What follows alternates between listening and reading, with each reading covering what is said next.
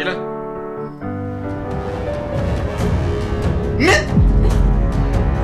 ምንድን ነው?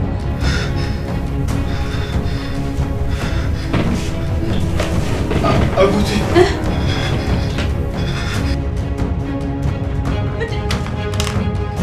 ምንድን ነው? ምን ተፈጠረ?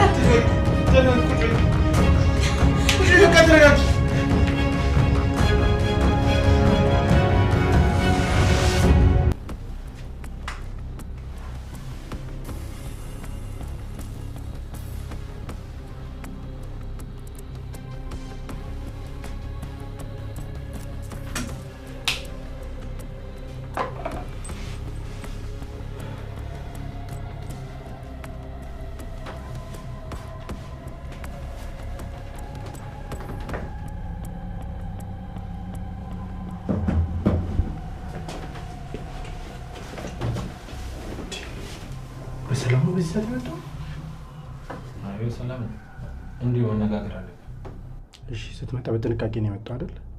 አዎ ሁሌም በማደርገው መንገድ ነው የመጣሁት። ምን ነው? ውጪ ላይ አዳዲስ ፊት እያየሁ ነበር። ለዛ ነው። በደንብ መጠንቀቅ አለብህ። ደግሞ አዲስ ነገር አለ። ምንድን ነው? ወይዘሮ ኤፍራታ ከያፌት ጋር ስራ ቦታ አብራ ነበረች እና አዲስ ወጥመድ እያዘጋጀ ይመስለኛል። ምን?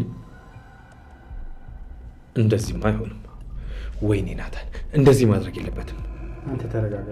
መሆን ያለበትን እናደርጋለን። ማወቅ ስላለብን የነገርኩህ ይሄን ነው። ይህ ብቻ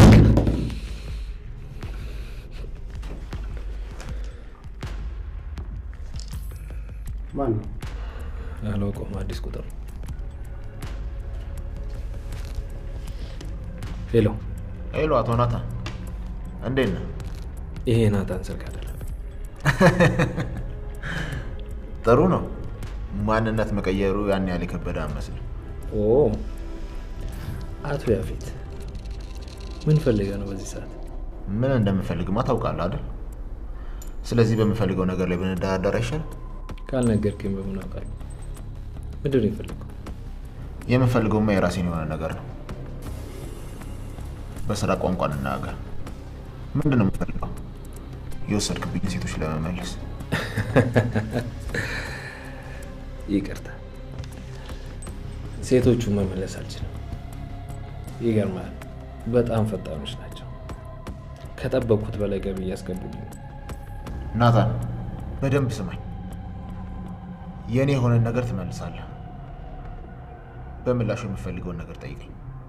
ስማኝ አቶ ያፌት፣ በመጀመሪያ ስሜ ናታን ሳይሆን ናኤፍ ናኤፍ፣ ገባ?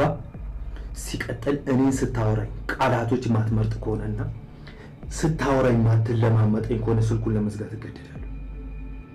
በቀጣይ እኔ ጋር ስትደውል ስርዓት ምን እንደሆነ ተምረህ ደውል።